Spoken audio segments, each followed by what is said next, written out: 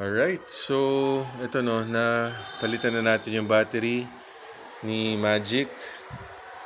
Okay, ito yung binili natin na battery. OD gel battery 12N 7BL-PS. Okay, so yan yung kasukat, okay, nung stock na battery niya. Okay, so ito kasi dati yung nakalagay dito. So hindi ko napansin kasi second hand ga natin to nabili si Magic. So hindi ko na napansin tong battery. Ito yung nakalagay 12N5L-BS. Okay, so kung mapapansin nyo, una pa lang yan, sa lalagyan kapos, no? Hindi niya sakop lahat. Okay, medyo ang matinding problema pa pagka hindi tama yung battery na nilagay nyo.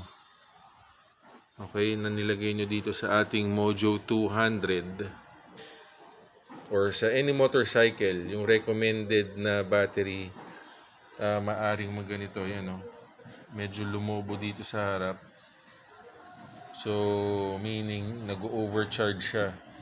Okay, hindi kinakaya nung battery kasi nga mas maliit to eh. Mas maliit to compare dito sa recommended na size ng battery. Okay, so yun, mag-iingat tayo doon para at least maiwasan natin kung ano mang aberya at kung ano man maaring mangyari, di ba? Okay, so ito susubukan ko tong OD gel battery. Okay, so subukan natin i-start. So by the way, inuna ko muna yung ipasok yung negative. Yan. And then yung positive. Okay, so make sure walang nakatap na any ground dito sa positive. Okay, ingatan niyo yun. Okay, subukan na natin. Start. So,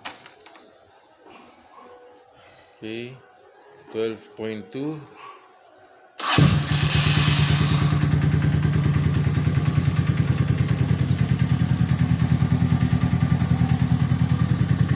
Okay.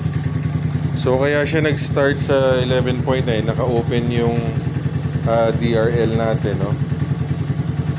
Pero kung yan, makikita nyo,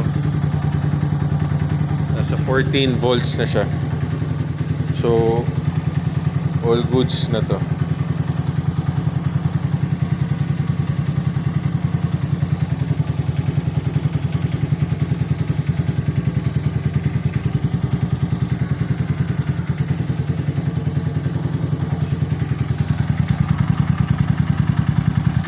Yan.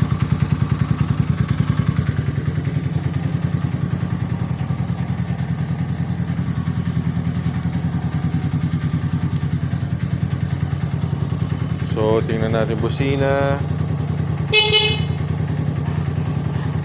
ilaw, check natin, 12, sa 14,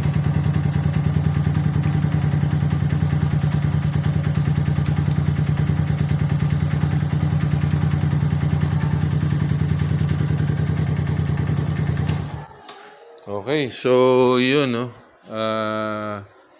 Okay na siya. So obserbahan ko na lang to yung brand na binili natin. Bili ko dito kasi binili ko lang to sa isang shop. So $9.50 na benta sa akin. Meron ako nakita sa online sa Shopee. Medyo mas mababa yung price. So check nyo na lang. Okay? So, sana nakatulong. Ride safe and Godspeed to everyone.